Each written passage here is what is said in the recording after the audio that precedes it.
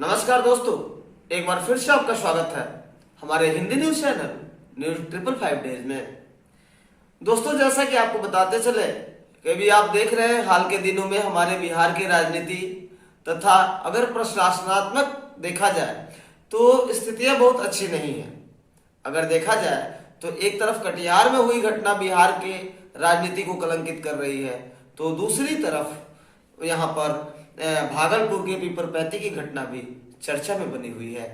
लेकिन इसी घटना के बीच में अभी सबसे महत्वपूर्ण खबर आ रही है भारत और चाइना के बॉर्डर से, जिसके बारे में हम लोगों को जानना बहुत जरूरी है।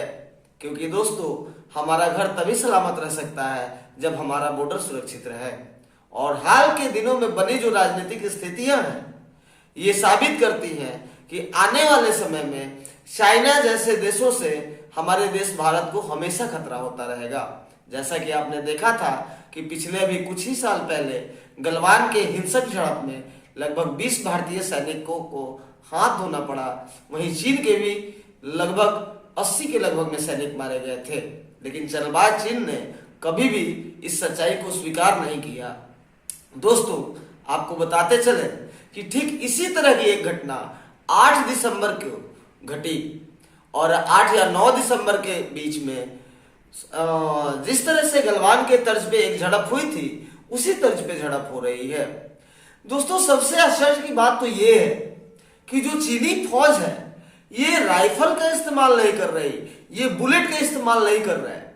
और ये इसलिए नहीं कर रहे हैं कि ये भारत सरकार के द्वारा और चीन सरकार के बीच में जो समझौता है उससे ये बाध्य है। ये अगर ये पहली गोली चला देते हैं तो भारत भी गोली चलाने के लिए स्वतंत्र हो जाएगा। और इसी रणनीति के तहत जो चाइनीज आर्मी है ये पत्थर का, पिछली बार आपने देखा था कि भाले, ये ग्वांगजाओ जैसे हथियार जो लोहे के बने थे, इन सब चीजों का वो इस्तेमाल कर रहे थे। और वो इसलिए इसका इस्तेमाल कर रहे थे कि वो बुलेट का इस्तेमाल नहीं कर सकते। मतलब उनका कहीं ना कहीं एक व्यू है कि भारतीय सेना को छेड़ा जाए, डिस्टर्ब किया जाए। और इसी क्रम में एक जगह है अरुणाचल प्रदेश का तवांग। अरुणाचल प्रदेश एक ऐसा हिस्सा रहा है जिसमें चाइना हमेशा से बुरी नजर रखता है, जबकि उसको स्पष्ट होना चाहिए कि जिस तरह से बिहार, दिल्ली और जम्मू एंड कश्मीर भारत के अभिन्न हिस्से हैं, उसी तरह से जो तवांग वैली है, अरुणाचल प्रदेश है, ये भारत का अभिन्न हिस्सा है और आगे भी रहेगा। ये हम प्रत्येक भारतीयों की जिम्मेवारी बनती है कि अरुणाचल प्रदेश, हर अरुणाचली और एक इंच जमीन की रक्षा की जाए। लेकिन आखिर वो रक्षा कैसे संभव है, इसके लिए तो हमें एक बार फिर से देखना पड़ेगा कि चाइना कौन से रणनीति का पालन कर रहा है। एक्चुअल में देखा जाए तो एक तरफ चाइना ऑफिसर के साथ बातचीत के टेबल पर है और दूसरी तरफ हमारे सैनिकों को हड़काने में लगा हुआ है।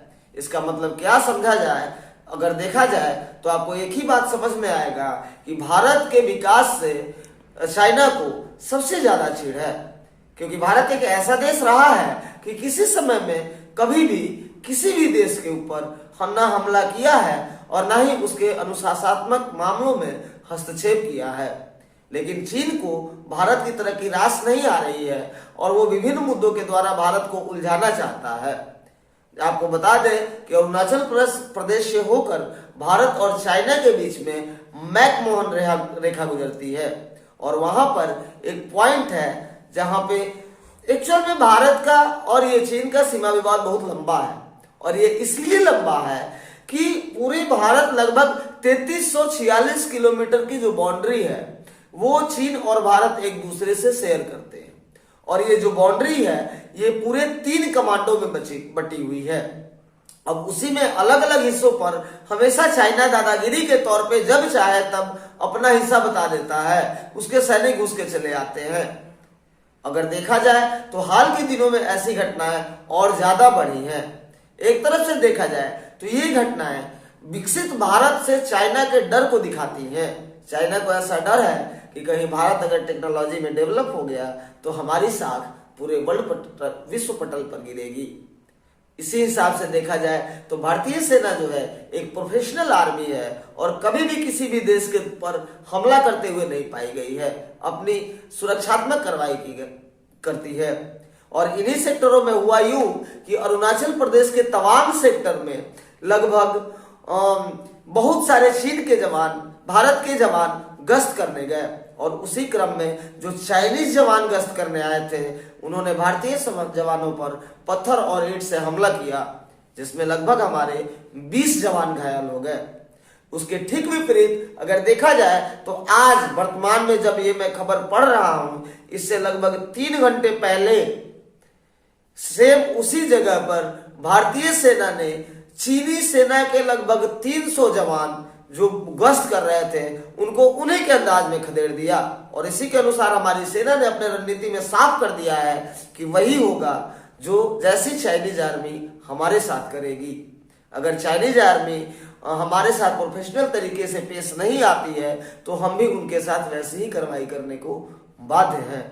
तो दोस्तों एक बार फिर से ध्यान दीजिए, हमेशा स्वदेशी अपनाइए, चाइनीज सामानों का बायकॉट कीजिए, क्योंकि हमारे ही पैसे से अगर कोई देश हमारे सैनिकों के खून का प्यासा बन रहा है तो हम ऐसे व्यापारी नहीं हैं।